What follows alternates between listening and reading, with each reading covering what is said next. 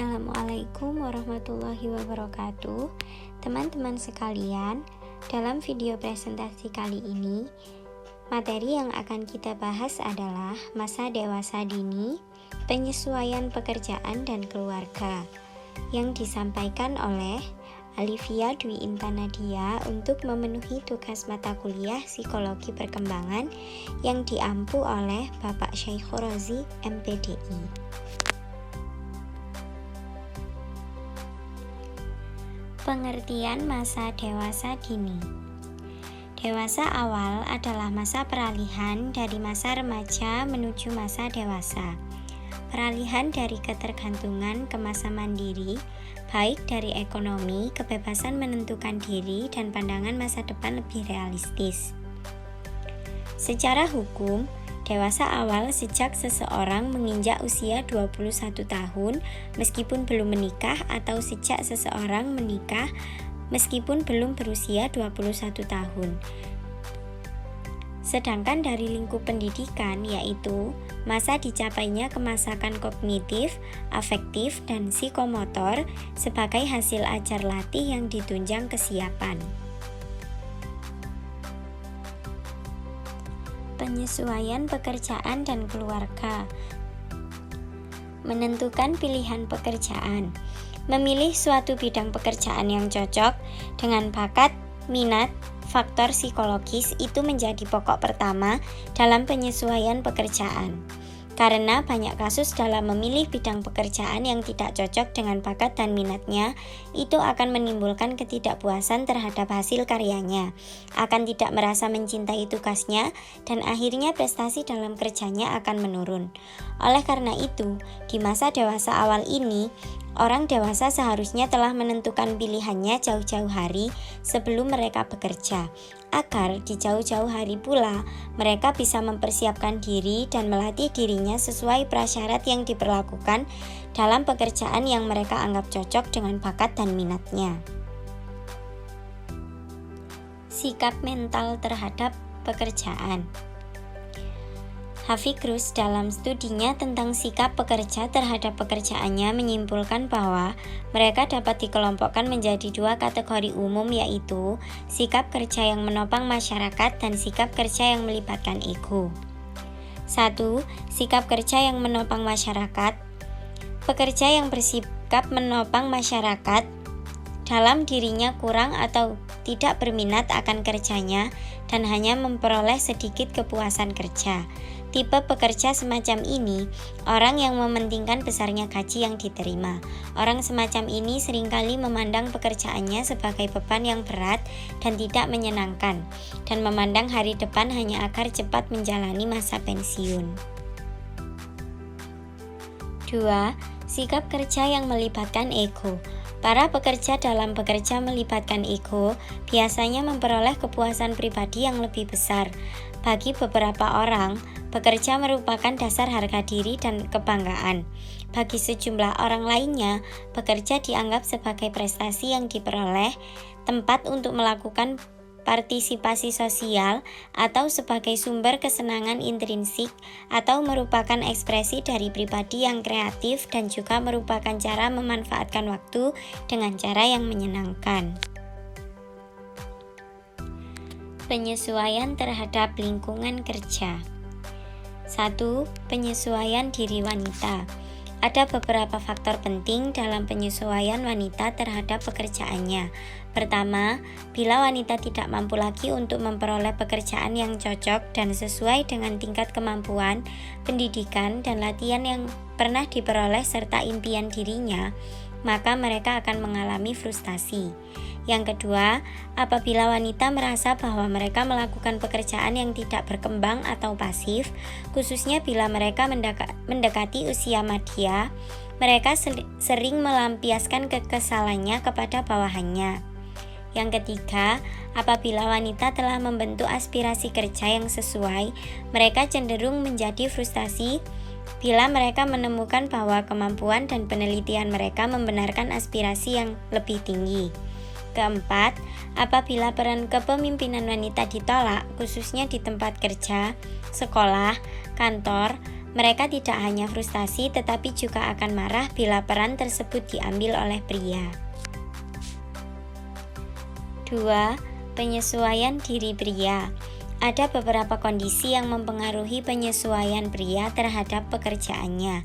Pertama, apabila pekerjaannya memungkinkan untuk berperan, maka ia akan memainkan perannya. Ia akan memainkan sangat puas dan proses penyesuaiannya berjalan dengan sangat harmonis.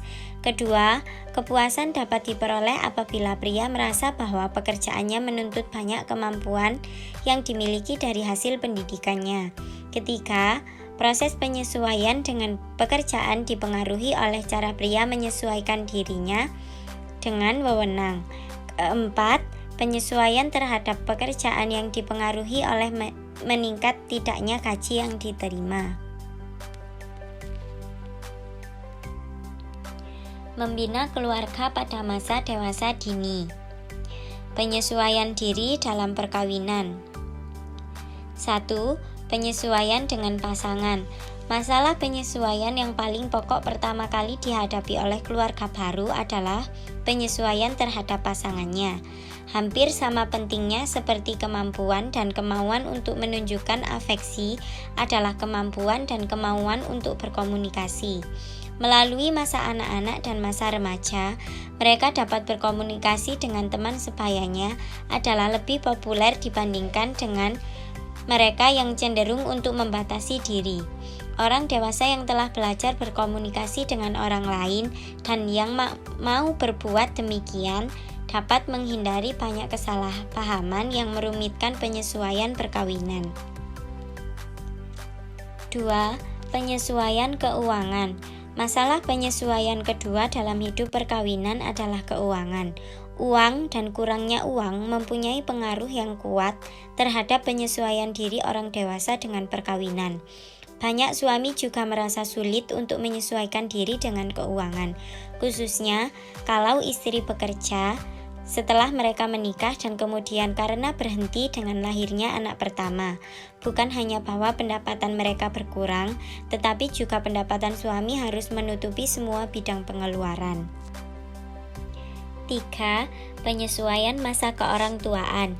Seperti yang telah dijelaskan bahwa masa orang tua atau parenthood merupakan kriteria terpenting dalam pengalihan dari tanggung jawab individual ke tanggung jawab kedewasaan. Status sebagai orang tua tidak bisa diragukan lagi, tentu dilakukan dengan banyak mengorbankan kebahagiaan dan kepuasan sehingga diartikan sebagai masa krisis karena memerlukan banyak perubahan perilaku, nilai, dan peranan. Penyesuaian diri menjadi orang tua. 1. Menunda untuk punya anak. Orang dewasa mempunyai banyak alasan untuk tidak mempunyai anak. Salah satu alasannya adalah pengembangan karir yang mereka duga akan terganggu oleh anak-anak, ketidaksediaan untuk membangun hidup bahagia yang mereka bangun untuk mereka, ketakutan pada pendapatan mereka tidak cukup untuk berbagi kesenangan dengan anak-anak mereka. Ada juga uang membatasi jumlah anak mereka. Merasa dari pengalaman masa anak-anak atau berdasarkan pengalaman teman-temannya bahwa satu anak lebih menguntungkan daripada 2 atau lebih. 2. Masa orang tua dengan satu pasangan. Sementara selalu ada keluarga dengan satu pasangan ketika salah satunya meninggal dan pasangan lainnya tinggal sendiri untuk merawat anak-anaknya. Ada 2 penyebabnya. Pertama, lebih banyak keluarga dengan satu orang tua karena perceraian daripada kematian. Kedua, meningkatnya jumlah anak yang tidak sah secara hukum yang dirawat oleh orang tua adopsi. Apabila ibu meninggal, anak-anak diserahkan kepada ayah. Ia biasanya memiliki anggota keluarga wanita yang tinggal bersama dengannya untuk mengurus anak-anaknya. Dewasa ini banyak suami yang merawat anak-anaknya tanpa menggunakan pembantu atau bantuan saudara-saudaranya.